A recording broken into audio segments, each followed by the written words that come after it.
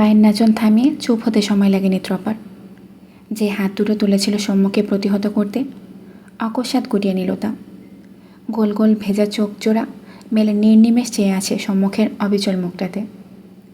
নির্বিকার সৌম্য নিজের ভেজা চুল ছাড়ছে এক হাতে। ত্রপার চোখে চোখ রেখে গম্ভীর হয়ে বলে, আচ্ছা তোয়ালে দাও, জামা কাপড় বের করে দাও, শীত লাগছে আমার। তারপর বলছি বাকি কথা। একদম শুরু থেকে শুরু করছি। আমার তোমাকে কিছু দেখানোর আছে। ত্রপা ছোট ছোট শ্বাস ফেলছে, দৃষ্টি নিচু করে। নরম করছে নিজের ক্ষোভ। ওসব দেখে সৌম্য ঝুঁকলো আবার। শুনতে পাওনি ত্রপা? কিছু চাইছি আমি। ত্রপার দৃষ্টি এলোমেলো, তবে অভিমানের পাতলা আবরণ মুখ থেকে সরানোর প্রচেষ্টা নেই ওর। ও জমিয়ে রেখেছে সব। আপাতত চুপচাপ ভদ্র বউটির মতো আলমারি খুলে নতুন তোয়ালে সৌম্যের জামা কাপড় হাতে হাতে এগিয়ে দেয়। ঘরে পড়ার জুতা বের করে দেয়, জুতা জোড়াও মুছেও দেয়। এরপর জানালার পাশে দাঁড়িয়ে বাইরের বাতাস দেখতে থাকে সৌম্যকে উপেক্ষা করে। মায়ের কথা এসেছে সে। ওর মা বলেছে, খোকারে তোর বউ একা ওই বাড়িতে, ঝড় উঠবে, মেয়েটা বিপদে পড়তে পারে, তুই না গেলে হয়। যা খোকা যা, এ তোর মায়ের আদেশ। আর তাই খোকা এসেছে ছুটতে ছুটতে। ত্রপার জন্য স্বামী সুলভ ব্যাকুলতা থাকলে সকালে চলে আসতো। মায়ের মনে করিয়ে দিতে হতো না এই কথা। বউ উঠিয়ে নেওয়ার আগে ঘন ঘন মামা শ্বশুর বাড়িতে আসলে পৌরুষ খাটো হয়, এই ধারণা নিয়ে বসে থাকতো না সারা সকাল। সারাদিন মায়ের আদেশের অপেক্ষা করতো না। ত্রপা পারছেই না সব কিছু হজম করতে। হয়তো এসব শুনলে আর পাঁচজন ত্রপার উপর হাসবে, বলবে, ছি এসব সামান্য ব্যাপার নিয়ে কী ন্যাকামো ত্রপা। কিন্তু এসব ত্রপার কাছে সামান্য নয়। ত্রপার ধুকপুক করতে থাকা বুকটা জানে ও খুব অল্পতেই স্বামীর উপর নির্ভরশীল হয়ে পড়েছে মানসিকভাবে। যেন এত বছর পর্যন্ত শক্ত মোটা লতা গাছটা যে আকাশে তরতরিয়ে বাড়ছিল, তা কেবল এমন কোনো বট গাছের গায়ে হেলে পড়ার জন্যেই। ত্রপা কী করে অস্বীকার করবে ও লতা গাছ নয়? ওর বট গাছের প্রয়োজন নেই, যার জন্য অপেক্ষায় অপেক্ষায় যৌবনের মধ্যভাগে এসে দাঁড়িয়েছে ওর অনর্ঘ্য শরীর, ওর মন। এই ভয়ঙ্কর পরিবর্তন ত্রপা অস্বীকার করতে পারবে না। শক্ত মনে বেজার মুখের কঠিন মেয়ে ত্রপা চায় তার স্বামী তাকে বাচ্চাদের মতো আগলে রাখুক। ওই গল্প উপন্যাসে যেসব নায়কের গল্প পড়ে ত্রপা, ঠিক তেমন। ত্রপা মায়ের মতো কপাল চায় না, ত্রপা চায় রাজকপাল। এ কথা ত্রপার অবুঝ মনটা কেবল জানে। বৃষ্টির ছাট তীর্যকভাবে পড়ছে, এসে লাগছে ত্রপার মুখে। ত্রপা হাত বাড়িয়ে বৃষ্টি ছুঁয়ে। স্বামীকে খেতে দিয়ে সে ঘুমিয়ে পড়বে, এই তার পরিকল্পনা। সময় পেছন থেকে মেয়েটাকে দেখছে। কী যে আদরে লাগছে মানুষটিকে। এমন অবুঝ একটি মানুষকেই তো কেবল বুকে চেপে আদর করা যায়, বুঝ দেওয়া যায়। সময় কেন খ্যাপাতে গেল বিয়ের পর দিন থেকে? বড্ড বেশি বাড়াবাড়ি হয়েছে তার সময়ও বুঝতে পেরেছে। মুখটা তার রেখেছে চোরের মতো। এখন ওই মেয়েকে জোর করে ছুঁতে গেলে পারমাণবিক বোমার মতো বিস্ফোরণ ঘটবে কি না, এই ঘরে তাই ভাবতে ভাবতে মাথার চুলটা মুছে নিচ্ছে এক হাতে। টের পেল হাঁটুর গাছের পুরনো কাঁপুনিটা তার ফিরে এসেছে। এখন গিয়ে কোমর চেপে টকাশ করে গালে একটা চুমু খাবে। ওই মেয়ের তাতে বড় জোর একটা ধাক্কা দেবে। এর বেশি তো কিছু করবে না। তারপর ঘুরলে বুকের সাথে চেপে ধরবে। তারপর একটা ভয়ঙ্কর চুমু খাবে ঠোঁটে। চল্লাথি তো আর মারবে না, মারলেও হজম করে নেবে। মেয়ে মানুষের এসব বেয়াদবি মাঝে মাঝে সয়ে নেওয়া যায়। পুরুষ শরীর আল্লাহ পাক বানিয়েছেনই শক্ত, যাতে স্ত্রীর চরকিল ঘুষি হজম করা যায়। সময় এটাই মনে হচ্ছে আপাতত। লম্বা একটা চুমু। কোথায় যেন পড়েছিল সৌম্য। বইয়ের রাগ কমিয়ে আনার দ্রুতগামী কৌশল এর চেয়ে আর কোনোটা হয় না। তারপরও রাগ না কমলে ডায়েরিটা খুলে দেখাবে পাগলকে। হয়তো ওটা এখনও চোখে পড়েনি এই পাগলের, তবে অন্তত বুঝতো সৌম্যের মোটিভ। সৌম্য অ্যাবিউজার নয়। সৌম্য হাত পা ছড়িয়ে ব্যায়াম করে নিচ্ছেন নিঃশব্দে। মেয়ে মানুষকে চেপে ধরার অভিজ্ঞতা নিয়ে তো তার। এইমাত্র যখন ধরেছিল তখন টের পেয়েছে, দেখতে একটুখানি হলে কি হবে, শরীরে শক্তি আছে এই মেয়ের। কী খেত কে জানে, অথচ সারাদিন ছোটাছুটি করতে দেখা যায় রাস্তাঘাটে। মুখে একটা ময়শ্চারাইজার লাগানোর সময় নেই তার। বেড়ালের মতো এক পা দুপা করে এগিয়ে যাচ্ছে সৌম্য। সহজ গলায় বলছেও, আজ পুরো কাঁথা থাকলে একটা নামিও তো ত্রপা, খুব শীত, মোটা কাঁথায় ঘুম ভালো হবে। আহ, জানালার ধারে দাঁড়িয়ে আছো কেন, ঠান্ডা লাগছে না? ত্রপা ব্যাগ একটা গুছিয়ে রাখো, আম্মু বলেছে পানি উঠলে তোমাকে আমাদের বাড়িতে নিয়ে যেতে। আমার শাশুড়ি পারমিশন আছে, অনুষ্ঠান পাতানোর ধার ধারবো না আবহাওয়া বেগতিক দেখলে। দু হাত দুই দিকে প্রসারিত করলো সৌম্য। প্রস্তুতি নিচ্ছে চুপি চুপি বউকে চাপটে ধরে চুমির মিশিলে লেগে পড়বে। কিন্তু বিধিবাম ট্রপা জানালা আটকে দিয়ে ঘুরল তৎক্ষণাৎ। 4 চোখের মিলন ঘটল নিমেষে। সৌম্য থামল, ধরা পড়ে যাওয়ার মতো মাথা চুলকে হেসে ফেলল বোকার মতো। ওই গাঢ় অভিমানী চোখ দুটো দেখে মাথার সব কায়দা জ্ঞান কৌশল গুটিয়ে গেল। ভ্রু চল ট্রপা, কী চাই? খিদে পেয়েছে, কথাটা বলে আর সরাতে পারল না। এর মাঝে ঘরের দরজায় প্রকট আওয়াজ হলো। দুজন নিজেদেরকে সামলে নিল খুব দ্রুত। ট্রপা গিয়ে দরজা খুলে দেখল জেলেপাড়ার ছগির ভাই দাঁড়িয়ে আছে ক্র্যাচে ভর করে, মুখটা পাংশুটে বর্ণের তার। ভিজে পুড়ে একাকার, ঠোঁট কাঁপছে শীতে। ট্রপা, তোমার ভাবির ব্যথা উঠেছে, একটু আসবা? তৎক্ষণাৎ বারান্দায় নেমে দাঁড়ায় ট্রপা। পেছনে সৌম্য। বলেন কি? তাকে আমি 2 দিন আগে দেখে আপনাকে বললাম না সদরে নিয়ে রাখেন আগে ভাগে। আপনারা এত ঢিলে কেন বুঝি না। এখন উল্টাপাল্টা কিছু হলে পাবেন অ্যাম্বুলেন্স? গাছ পড়ে পথ আটকে বড় রাস্তায়। সগির মলিন সরে বলল, গরিব মানুষ ট্রপা, বোঝই তো। আশা ছিল তোমার ওপর, তাই অপেক্ষা করেছি। ভাবিনি বন্যা এত ভয়াবহ হবে। এসে দেখো না মানুষটা কষ্ট পাচ্ছে। ট্রপা অস্থির হয়ে ছোটাছুটি শুরু করে দেয়। বোরখা পরায় সময় নিল না। ওনাটা ভালো করে মাথায় পেঁচিয়ে প্রয়োজনীয় সব জিনিসপত্র ব্যাগে ভরে ছুটতে ছুটতে দরজার সব জানালা চেক করলো। ফাঁকে সৌম্যকে বলল, তোমার খাবারটা টেবিলে ঢাকা আছে, খেয়ে রেস্ট করো, আমার ফিরতে দেরি হতে পারে। বলতে বলতে যে না সদর দরজার বাইরে পা রাখলো ট্রপা, টের পেল কেউ তার পেছনে দাঁড়িয়ে ছাতা খুলছে। ঘরে তালা ঝুলিয়ে চাবি হাতে নিয়ে ছাতাটা ধরেছে ট্রপার মাথায়।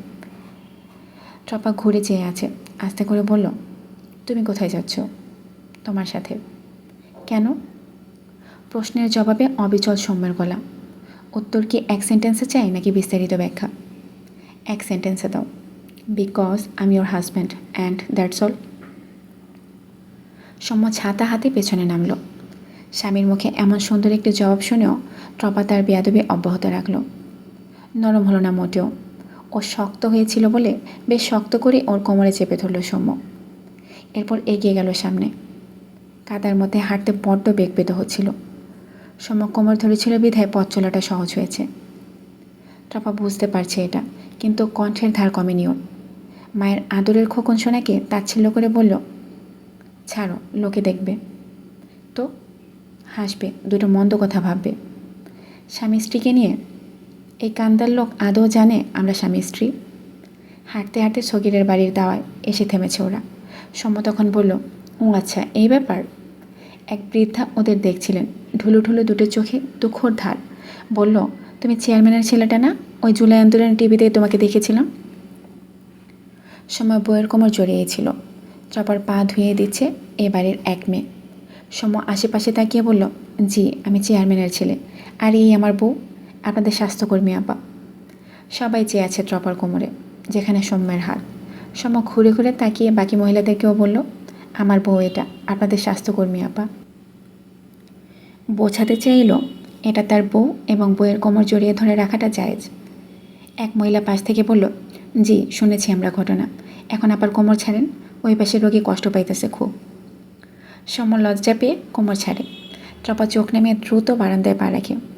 হাত জীবাণুমুক্ত করে গ্লাভস পরে নেয়, বের করে নেয় প্রয়োজনীয় সরঞ্জাম। সৌম্যকে বসতে দেওয়া হয়েছে বারান্দায় একটা চেয়ার পেতে, সাথে দেওয়া হয়েছে 1 কাপ চা। মাঝখানে ট্রপা দৌড়ে এসে নিজের ফোনটা সৌম্যের হাতে ধরিয়ে দিয়ে বলল, রাখো এটা, পাসওয়ার্ড 1357। সৌম্য নাক কুচকে গম্ভীর গলায় বলল, পাসওয়ার্ড কেন বলছো? আমি জানতে চেয়েছি তোমার পাসওয়ার্ড। আমি ভদ্রলোক, তোমার স্পেসে ঢুকবো না। I have no interest. এমন ভদ্রলোক একটি ছেলের দিকে ট্রপা মিনিটখানেক ড্যাব ড্যাব করে চেয়ে রইল। এরপর বলল, না, বাড়ির কোনো কল মিস গেলে তাকে যাতে কল ব্যাক করতে পারো, এই জন্য দিলাম। আমি বলিনি তুমি অভদ্রলোক। ট্রপা তাড়াহুড়ো লাগিয়ে ঢুকে যায় আতুর ঘরে। এপাশে সৌম্য মাথা বাড়িয়ে ওকে দিয়ে নিশ্চিত হলো আতুর ঘরের দরজা আটকেছে কিনা। এরপর বাঁকা হেসে ট্রপার ফোন আনলক করতে আঙুল নাড়ায়। ছাই ভদ্রলোক সে। সৌম্য কোনো ভদ্রলোক নয়। সে অবশ্যই দেখবে তার বইয়ের সব কিছু। বইয়ের সাথে মাঝে মাঝে এমন মিথ্যা ভদ্রলোক সাজার নাটক করতে হয়, কারণ এসব করলে মেয়েদের মন আনন্দে গদগদ হয়ে বেশি। দু চোখে স্বামীর প্রতি মুগ্ধতা জলজল করে। এসব দেখতে ভালো লাগে। প্রকৃতিগতভাবে নারী জগতের প্রবৃত্তি হচ্ছে এরা খুবই সহজে অকৃতজ্ঞতা প্রকাশ করে, আবার এদের মুগ্ধ করার উপায়গুলো খুব সহজ। সৌম্যের নিজের বউকে নিয়ে 1 মাস এক্সপেরিমেন্ট করতে হবে, অন্তত বাড়িতে তুলে নেওয়া অবধি। সংসার তো সোজা কিছু নয়, রক্ত চিনতে হবে বউয়ের, নয়তো সামাল দেবে কি করে। সৌম্যের এক্সপেরিমেন্ট নাম্বার 1-এর ফলাফল। সৌম্যের বউ খুব খুশি হয়েছে তার স্বামী তার প্রাইভেসিতে নাক গলায় না। কুচিটা ছেলেদের মতো এটা জানে। এখন আজীবন এমন ভান করে যেতে হবে। তবে ফোন আনলক করার পরে আর হাত চলল না সৌম্য। ওয়ালপেপারে সেট করে ওদের বিয়ের ছবি। যখন দুধ মধু খাওয়ানো হচ্ছিল ওদের, একটা সাদা চাদর ছিল ওদের 2 স্বামী স্ত্রীর মাথার উপরে। সৌম্যর বউকে খাইয়ে দিচ্ছিল মিষ্টি। দুজনের চোখে মুখে নিদারুণ লজ্জা। একপাশে আবার লেখা সৌম্য প্লাস ট্রপা। ছবিটা দেখার পরে সৌম্যের আঙ্গুল থামল। সে আর আগ্রহ পেল না বইয়ের ফোন ঘাঁটতে। মন বলল, ভদ্রলোক হয়েই থাক, সিনিয়র মানুষ, সম্মান দে। বউটা ভালো পেয়েছিস, দরদ আছে তোর প্রতি। সময় গড়ায়। ওপাশে প্রসূতি মায়ের চিৎকার চেঁচামেচিতে সৌম্যের অস্বস্তি বাড়ে। কোথাও ছুটে বেরিয়ে যেতে পারলে ভালো হতো, কিন্তু এই বৃষ্টিতে ছাতা সামলে রাখা দেয়। বউটা বড্ড কষ্ট পাচ্ছে।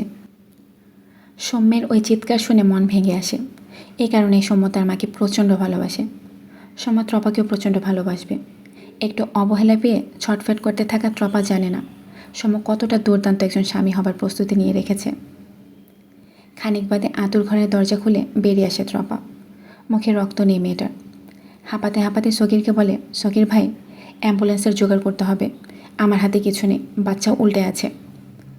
ট্রপার কথা শুনে সগির কেটে উঠল হু হু করে। একে তো পঙ্গু হয়েছে মাস 6 আগে, কি করবে না ভেবে দ্বিধায় জমে আছে। ট্রপা ফ্যাকাশে মুখে তার স্বামীর দিকে তাকায়। সেও বা কী করবে। সৌম্য বুঝে নিল আগ বাড়িয়ে সবটা। শার্টের হাতা গুটিয়ে নিতে নিতে বলল, অ্যাম্বুলেন্সের ব্যবস্থা হয়ে যাবে, সদরে বন্ধুবান্ধব আছে আমার। আগে গাছ সরানোর ব্যবস্থা করতে হবে রাস্তা থেকে। সব ছেলেপুলে কি আশ্রয়কেন্দ্রে গিয়েছে এখানে, ডাকলে কাউকে পাওয়া যাবে না। ট্রপা মলিন কণ্ঠে বলল, ওই গাছ সরাতে ফায়ার সার্ভিসের লোক প্রয়োজন। একটা ভ্যান আছে অবশ্য। সকির ভাইয়ের বউকে ভ্যানে ওখানে পর্যন্ত নিতে পারলে গাছ পার করে বাকি পথ অ্যাম্বুলেন্সে। এছাড়া উপায় নেই। তুমি জহিরুল ভাইকে কল করো। চাষাপাড়ার জহিরুল ভাই, নাম্বার আছে আমার ফোনে। তার বইয়ের ডেলিভারি করেছিলাম। আর অ্যাম্বুলেন্সও খবর দিয়ে রাখো, মোড়ে এসে অপেক্ষা করতে বলো। জহিরুলকে পাওয়া গিয়েছে, কিন্তু অসুবিধা হচ্ছে জেলে বাড়ির দরজা থেকে বড় রাস্তা অবধি অসুস্থ মানুষটাকে টেনে নেওয়া মুখের কথা নয়, তাও এই হাঁটু ভাঙা কাদার রাস্তায়। মহিলারা 2 জন রোগীকে ধরে 2 পা তো এগোতেই পারল না, এমনি ফেলে দিল হাত ফসকে। এদিকে ঘরে পড়ে আছে পঙ্গু স্বামী, সে কেবল কাঁদছে। সৌম্য শ্বাস টানল। শার্টের হাতা আরও ভালো করে গুটিয়ে এগিয়ে গিয়ে ধরল অসুস্থ মহিলাকে। চোখ তুলে একটিবার দেখলও না রোগীর মুখ, ওর দৃষ্টি ওর বউয়ের মুখের দিকে। অপেক্ষা করছে ট্রপার সম্মতির। ট্রপা কি অমানবিক কেউ হতে পারে? স্বস্তির শ্বাস ফেলে ঘন ঘন মাথা নেড়ে সম্মতি দিল স্বামীকে। হাসার চেষ্টা করলো অল্প। সৌম্য 2 হাতে অনায়াসে শরীরটাকে কোলে তুলে নিয়ে ধীর গলায় বলতে লাগলো, বোন, আমি আপনার ভাই, আমাকে ধরুন খুব শক্ত করে। এখানে আমার স্ত্রী আছে, সে আমার পাশে, ভয় নেই। সগিরের বউ আয়েশা চিৎকার থামিয়ে বিলাপ করছে এবার। পরপুরুষের কোলে উঠতে বড্ড যে দ্বিধা বাঙালি রমণীর। সৌম্য একটু রাগ দেখায়, আরে ধরুন, বললাম তো ভাই হই আমি আপনার। এখান থেকে আপনাকে তোলার কেউ নেই আর। হাঁটতে পারছেন না আপনি, রিস্ক নেওয়া যাবে না এই কাদায়। আপনার মধ্যে আরেকজন আছে। ট্রপা গিয়ে দ্রুত ক্রন্দনরত মেয়েটার মাথায় হাত রাখল। বুলিয়ে দিয়ে নরম সুরে বলল, 1 ঘন্টা পর তোমার জন্য দারুণ একটা সময় অপেক্ষা করছে। একটু ধৈর্য ধরো, মন শান্ত রাখো। শোনো, ভয় পেও না। উনি স্বামী আমার, খুব ভালো ছেলে। আমি 8 বছর ধরে চিনি তাকে পুরোটাই চিনি। উনি সাহায্য করতে চায় তোমাকে, আর আমিও। ভয় পেও না, কান্না থামাও। অ্যাম্বুলেন্স আসছে, ভ্যানও চলে আসছে। সৌম্য বউয়ের মুখের দিকে এক পলক তাকালো। ঠোঁটে ঝুলছে অমলিন হাসি তার। এরপর বড় বড় পা ফেলে এগিয়ে যাচ্ছে বড় রাস্তায়। ট্রপা অনুসরণ করছে স্বামীকে। হাঁটতে হাঁটতে সৌম্য পেছনে তাকায়, ভ্রু উঁচিয়ে শাসনে শুনে বলে, এসে আমাকে ধরে হাঁটো, পড়ে যাবে যে। ট্রপা চোখ নামায়। এক চোট ঢোক গিলে বিনয়ী সুরে বলে, আমি বাচ্চা নাকি, তুমি সামনে তাকিয়ে হাঁটো। আয়েশাকে ভ্যানে তুলে শুয়ে দিয়ে সৌম্য নিজের ফোনটা ট্রপার হাতে তুলে দিয়ে আবার দৌড়ে বাড়ির ভেতর গেল। সকিরকে এক হাতে ধরে আরেক হাতে একটা ব্যাগ নিয়ে এলো। সাথে দুজন মহিলা এসেছে বাড়ি থেকে, এদেরকে আয়েশার সাথে সদরে পাঠানো হবে। সৌম্যের ফোন বাজছে ক্রমাগত। অ্যাম্বুলেন্স ড্রাইভার কল করেছে। তার সাথে কথা বলে এবার ট্রপা দেখল সৌম্যের ফোনটা ওয়ালপেপারে শুধু ট্রপার একটা ছবি সেট করা আছে। বেনারসি পড়ে আছে। বাসর ঘরে ঢুকে অজু করার পর সাজবিহীন অকৃত্রিম মুখটা। ট্রপা কিছুক্ষণ চেয়ে থাকলো ওদিকে। এরপর ফোনটা চুপচাপ স্বামীর হাতে ধরিয়ে দিয়ে সগিরকে বলল, সব ঠিক করা আছে, হাসপাতালে কোনো অসুবিধা হবে না। ডাক্তার সাবেক এমপির মেয়ে লুনা আপা, তাকে বলেছি। আমার দুজন বান্ধবী ওখানকার নার্স, অন্তরা আর মাহাজেবিন। ইমার্জেন্সিতে বসে শওকত ভাই আছে, সবাইকে সব বলা। একটা টাকা কেউ খরচা নেবে না। অপারেশন তো হবে একদম ফ্রিতেই, কান্নাকাটির কিছু নেই। আল্লাহ আল্লাহ করেন। এখানে বেশি দাঁড়াবেন না, রওনা দিন, আমরা আর সামনে যাব না। অ্যাম্বুলেন্সে রেড ক্রিসেন্টের মেয়ে ছেলে আছে, তারা তুলে নেবে ভাবিকে।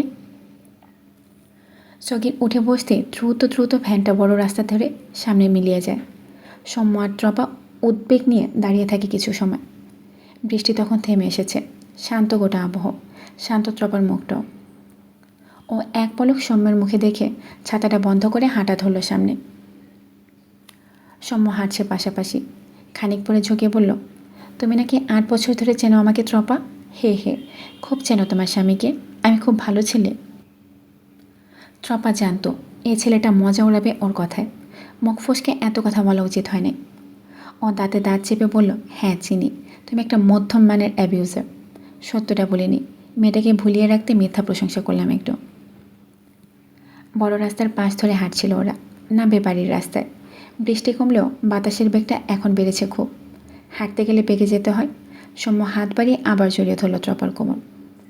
ট্রপা সহজ গলায় বলল, যাও বাড়ি যাও, আর আম্মুকে বলো আমি ঠিক আছি। আম্মুর কথা শুনে বউকে দেখতে আসার কিছু নেই। বউকে দেখতে আসতে হয় উতলা হয়ে নিচ থেকে। মায়ের কথার পরে নিজের স্বামিত্বের বোধশক্তি জাগাতে হয় না।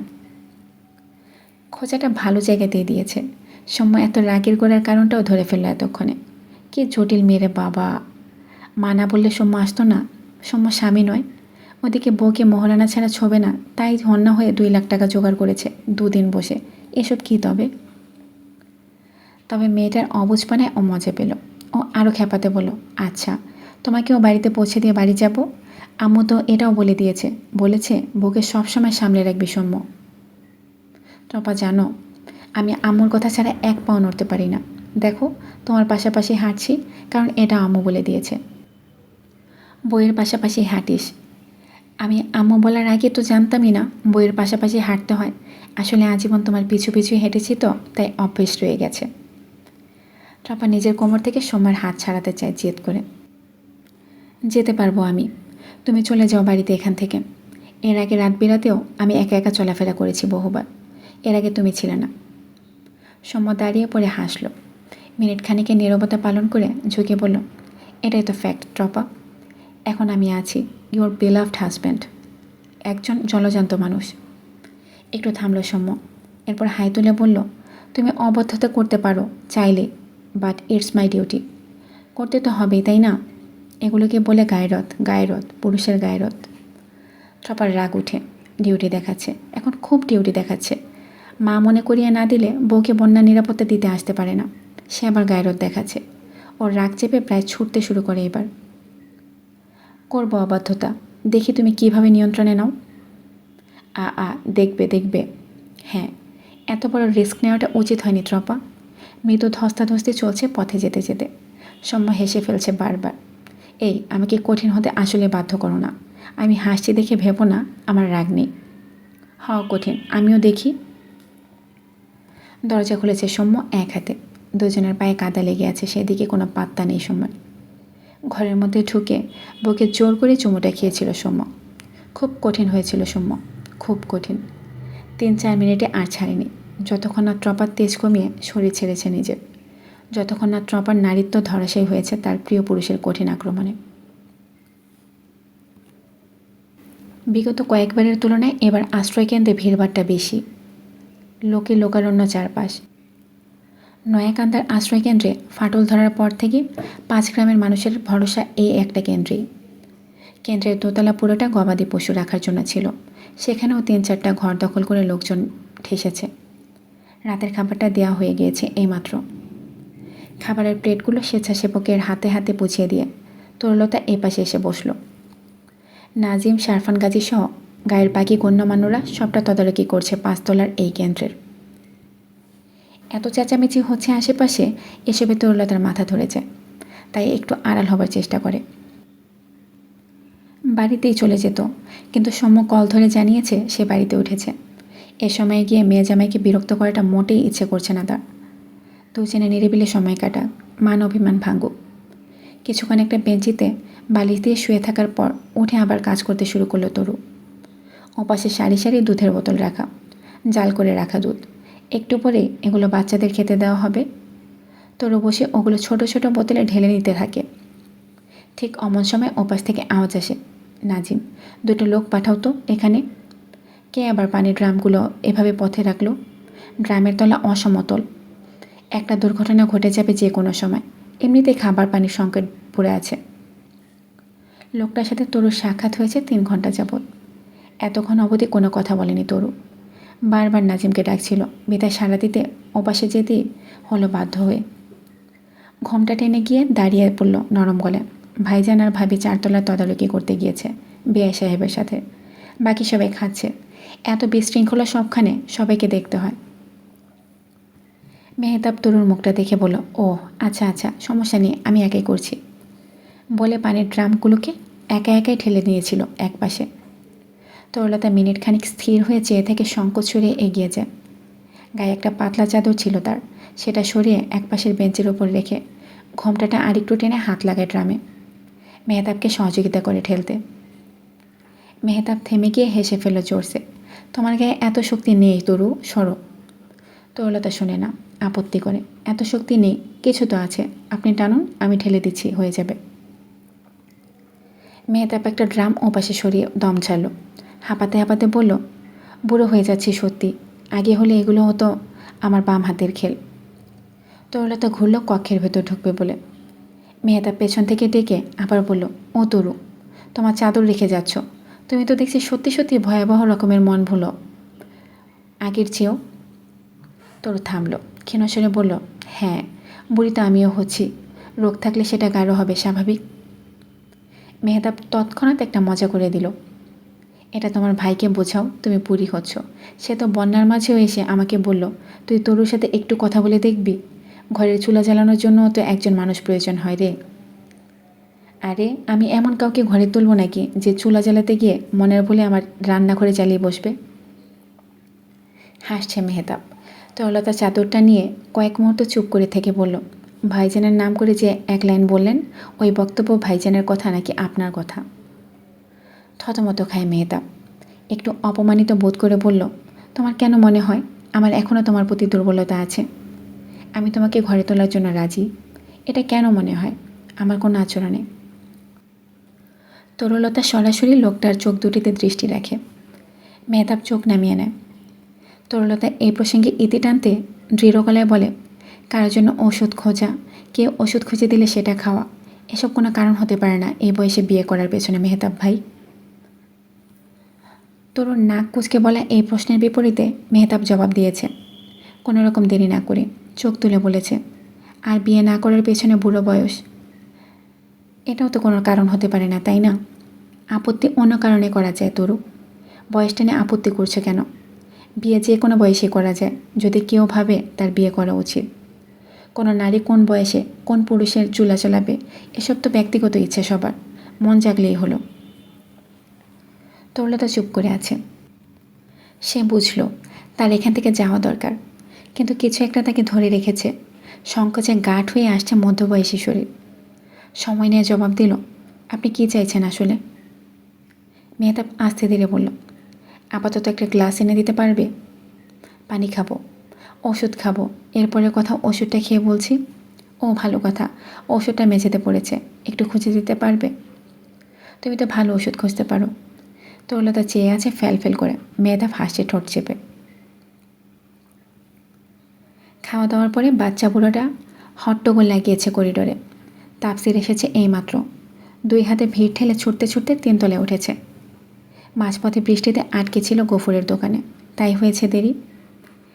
এবং তিনতলায় পৌঁছে তাপসির শুরুতেই খুঁজে বের করলো তার বউকে। বেলি উত্তর পাশে একটা নিরিবিলি কক্ষে বসেছিল। হাতে তার বাচ্চাদের জন্য হরেক রকম খেলনা। এগুলো পরিষদ থেকে এসেছে। ট্রপার শ্বশুর সায়রার সাথে বসে গোছাচ্ছিল সেসব। ছোট ছোট বাচ্চারা হাউকাউ করছে, আশ্রয় কেন্দ্রে মাথা তুলছে। তাদের এসব ধরিয়ে দিয়ে চুপ করাতে হবে। বেলি স্বামীকে দেখে হাসি মুখে এগিয়ে এসে শাড়ির আঁচল তুলল হাতে। বড্ড ব্যস্ত হয়ে মুছিয়ে দিতে লাগলো তাফসিরের ভেজা মাথা। হাত দিয়ে দেখাতে লাগলো সুন্দর সুন্দর খেলনাগুলো। আশ্রয় কেন্দ্রে এমন আয়োজন বেলি জীবনে কখনোই দেখেনি। ওর দুনিয়াটাই তো ছিল সীমিত। তবে তাপসির ওর উচ্ছ্বাস দমিয়ে দিল একটা ধমক। এখানে কেন এসেছো? গুটিয়ে গেল বেলি। ইশারায় বলল, সবাই এসেছে তাই। তুমি আমাকে না বলে কেন আসবে? কি ভাবো কি তুমি নিজেকে? আমি মরে গেছি নাকি? আমি নেই? বেলি এই ভয়টাই পাচ্ছিল শুরু থেকেই। ননদের কথার তালে তালে এভাবে আসাটা উচিত হয়নি। ওদিকে মগজ ফুটেছে তাফসিরের। রূপু কোথায়? ওর বান্ধবীদের সাথে ছাদ পরিদর্শনে গেছে তাই না? তুমি এই ঘর ছাড়া কোথাও গেছিলে? কোনো ছেলেরা দেখেছে তোমায়? বেলি মাথা নাড়ে। তাফসির চেঁচিয়ে যায়, ওই ওয়াশরুমে ঢুকেছিলে একা একা? কেউ ছিল না সাথে? তাফসিরের চেঁচামেচি শুনে নাজিম, মিনা, তরু, মেহেতাব দৌড়ে আসে ওপাশ থেকে। নাজিম এসেই বলল, সমস্যা কি হয়েছে? সমস্যা কি হয়েছে মানে? আমার বউকে এখানে কেন আনবে? আমি আনতে বলেছি? ফিরতাম না বাড়িতে আমি? অপেক্ষা করা যেত না? নাজিম বিরক্ত হলো। তোর বউকে এখানে আনলো কি হবে?